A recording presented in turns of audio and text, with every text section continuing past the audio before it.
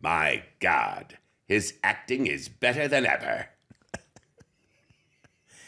My God, his acting is better than ever. Hey, everybody. Jim Cummings here. Welcome to my podcast, Toon'd In with Jim Cummings. We have a great guest for you today. But before we get to that, make sure you like and subscribe.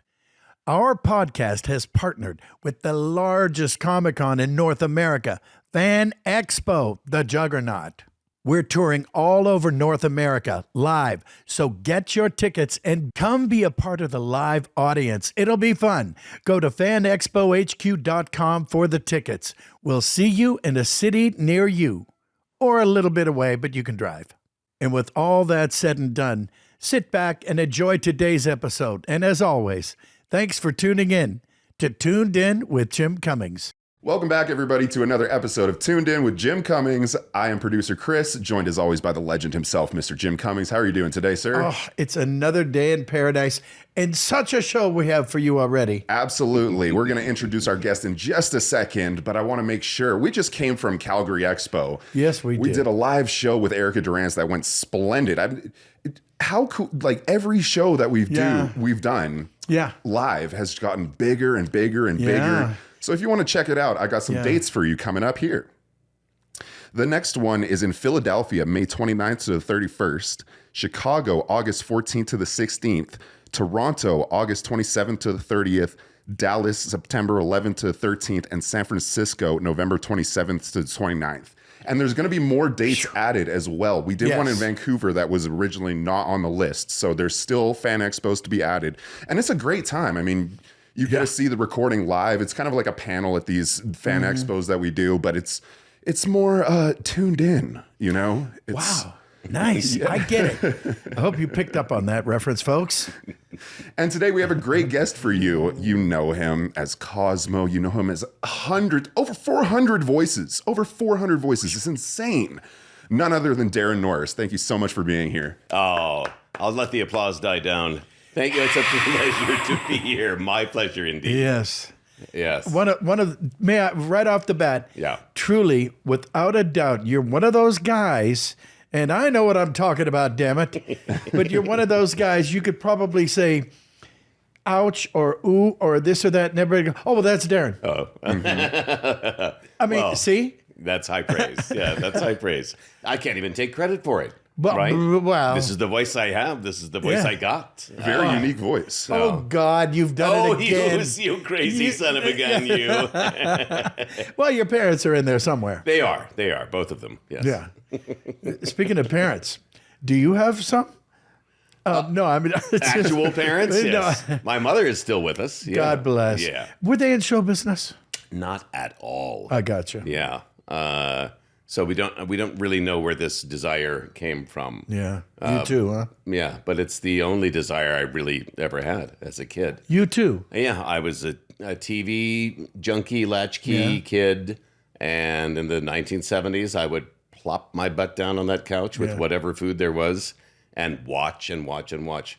This is the days before even VCRs, right? Oh, wow, yeah. So I had a cassette recorder. I would record the audio of Faulty Towers and Monty Python. Wow, you had good taste. Yeah, well, I grew up in Washington State, very close to the Canadian border, so we got BBC feed. We got the British feed. Oh, that's cool. So it was terrific, and I would memorize these things. Oh, man. Because I couldn't watch them unless they aired again. So, yeah, and that's all I really, really ever wanted to do because I thought it would be a kick in the pants.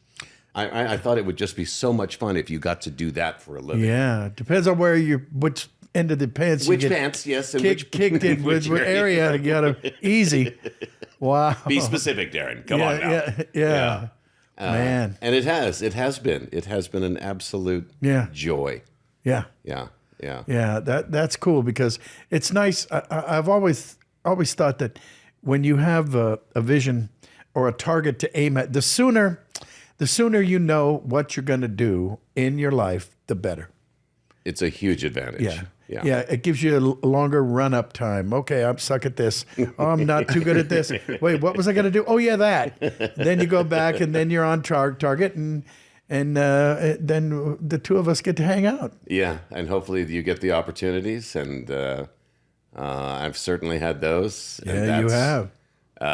That's a lot of it. Well, a lot of it's good fortune, right? I wouldn't call it Nothing luck, wrong with that. but yeah. I would call it good fortune and being That's in the right good. place at the right time. That's what I always say about luck. I always say luck is being prepared for the moment. That's right. Exactly. Yeah. Yeah. There, nothing can take the place of persistence. I don't know the entire quote by Calvin Coolidge, but it's a great one. Look it up. I used to know it. And I would say it's a combination of persistence and preparedness. I always was as utterly prepared as I possibly could be.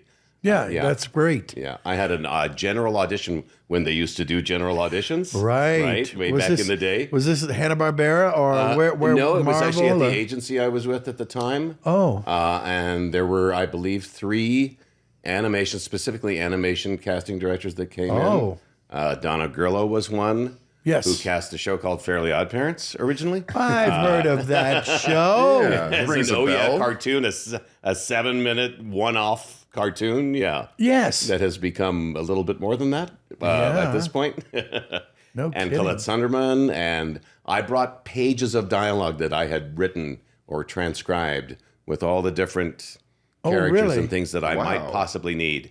And did that come in handy? I mean, it really did. I could jump to a newscaster, or I could jump to whatever the occasion called for. So, That's pretty amazing. Well, yeah. Wow. Well, you were prepared for the moment. I was. And your moment is still and I'm going shining in that gangbusters. moment even today. See? Yeah. Well, on that topic, doing my research on you, it amazed me how many shows you've been in where you have over 10 credits. I mean, it's just to name a few. I mean, Loud House. He's going to name some. Tough Puppy, The Marvelous Misadventures of Flapjack. I mean, you literally have more than 10 characters in each of those shows and more. Well, I wouldn't say each of those shows. Yes, I counted. I counted. Well, I don't know.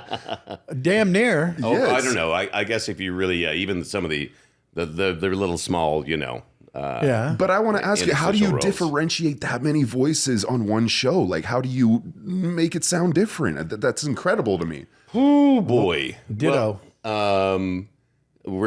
I'm sitting next to the Grand Master of Range. But I mean, even I'm not kidding. even Jim and I were talking about that, Yeah. and like he No, even it's- said that's insane. Yeah, Like, that's knucking futz. It is knocking futz. But we could ask each other the same question all day. Yeah, but I'm boring. You're you're interesting. I'm boring. He says. You're interesting. He says, before we answer that question, Oh, no. I must say that before I ever met you, before I ever was privileged to work with you, I have a deep appreciation for your skills and your range and your talent, and your musicality, all of these things. Well, thank you. And I mean that from the bottom of my heart. I have learned so much from you. I have stolen from you. Well, I'm sure I wasn't using it. Not at the time. No, not at the moment. time. Yeah. I don't know. I think you hear it. I think it's like music to me. You hear the differentiation. Well said. You hear the different pace. People and characters have a different pace. They have a different tempo. They have a staccato or a more mellifluous tone to them. Yes. And I think that's part of it. But I think part of it is just being able to listen, to differentiate and really listen, not just to yourself talking, Right. but to the sources. Yeah. Yeah, that's great that you said that. That's one of my little mini philosophies, and that I usually forget when people ask me that question. And I've often thought that interesting characters have a certain musicality to them. Absolutely. Like Pete from Disney, from Goof Troop. You know, he's well, let me tell you what I'm gonna do with you, pal. Now that was beep doodly ba. And if you think of it that way, or if you don't, do. Yes. And it just comes out, and it's more interesting, isn't it? It certainly it's easier is. on the ear. See, this is another great experience No. of me. It is. Yeah. It is, because you put into words exactly what I was trying to say, and then you demonstrated it. Oh, You literally demonstrated it for all the world and for all eternity. Oh, well, Bravo. thank you. Well, and to that point, not to a variation of that point, because I'm a lifelong musician and a singer and blah, blah, blah. But, like Winnie the Pooh was always in a certain area there, and he's always happy, and he's always this and that. But if a bad guy, he's a bad guy. Minor key. Minor. Good guys are in major chords. Right. Somewhere dance around in major chords. But it's not a coincidence that a good example is The Rifleman. There was a TV show, and whenever the bad guy would come on, the theme song was do do do do do do do do do do do do do. But a bad guy's coming on. Dum dum dum dum dum dum. And then the didgeridoo at the end. Bad guys. Okay, maybe not too much didgeridoo. It was Chuck Connors, wasn't it? Yeah, Chuck Connors. Yeah. But that's bad guy music, and then bad guy Mahogan will come around the corner. Comes Lee into Van frame. Cleef. Yeah. Lee Van Cleef was always a good. That guy was badass. See, that guy was just and he bad only had ass. minor chords, Right? Minor keys. A major player with minor chords. Yeah. There you go. That's a T-shirt. There we go. When you're asked to do so many voices, I just can't get over this. Is it ever daunting? Like, is it a challenge? Yes. Oh God, yes. Yeah, especially if you've been around for a while. I don't know if people expect you to come up with something new and fresh on the spot, but that has I occurred. hate those guys when I they just ask can't stand it. Dude, I'm like, I'm giving off. you everything I've got, man. Yes, I don't have any that's new. right. Really? Yeah. But I think, to answer your previous question, isn't that some of the fun, Jim? Yeah. Is to be able to differentiate and do multiple voices on one show or in one episode of a show. That's always been part of the fun for me. Yeah. And on Fairly OddParents, we didn't do, okay, we're going to record all of Cosmo's lines and then all of Dad's lines.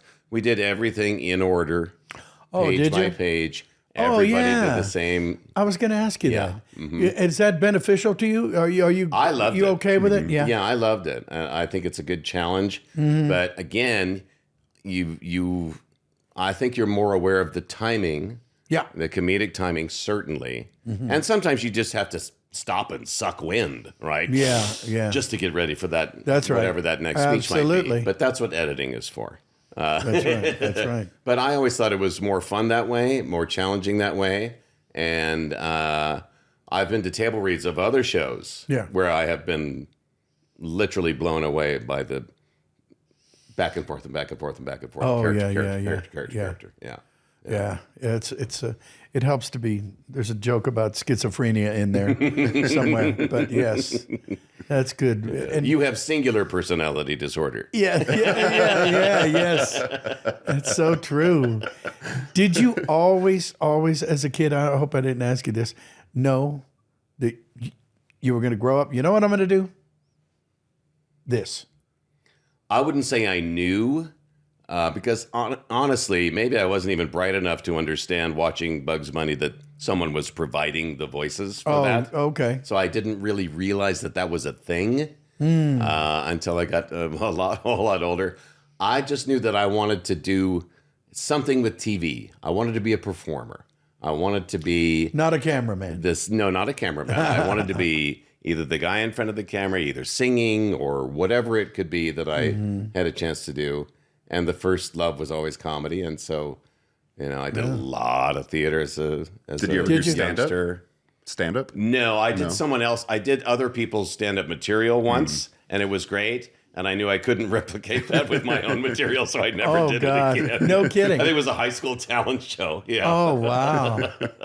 Well, who were you, Rodney Dangerfield? I think I did Robin Williams material. Oh, no kidding. This is 1980s, yeah. Oh, well, good. Well, brought at the least house down, and I'm like, okay, I got to stop that because none of that's mine. Oh, wow.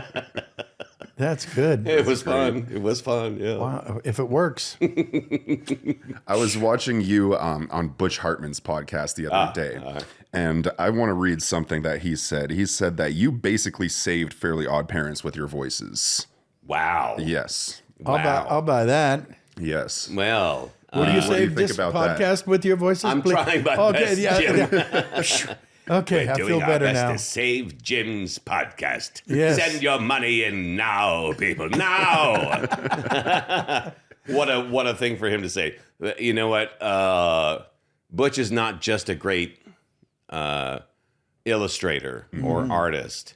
He's very funny. And more than anything, he knows what he wants. Yes. He knows precisely what he wants. Well, that helps. Yeah, he's not going to give you a line reading every time, but if you mess it up 7 times in a row, you're going to get a line rating, right? Fair enough. But by the time we really got into the groove, there's Tara Strong, Suzanne Blakeslee, myself, Carlos Alazraki, Greg Lyle, Kevin Michael Richardson. You're doing just fine. Go down the list, right? And we would do an 11-minute episode, top to bottom, in about an hour and 15 minutes. Wow. With multiple takes, with notes, with adjustments, with the whole thing. Wow. It just sang. It again. It's that musical analogy or metaphor, I guess. Yeah. That the shows just sang off the page. Yeah. And how did that voice come to you? How did the voice of Cosmo come to you? Oh, well, it started off as very different. Really? Yeah. Do you remember what it sounded like? Of course I do. Yes. I'm Cosmo. We're magic. Ooh. Magic. Ooh. Now something tells me that there's a reference in there. You were referencing somebody. There is. Butch specifically said, I really want a Phil Hartman type voice for this. And so that's... Rest his soul. Rest his soul, yes. Yeah. And boy, is that in my wheelhouse, right? Plus, I was in awe of Phil. Yeah. I mean, well, I can hear it now. I would not have picked it up because it's very much you.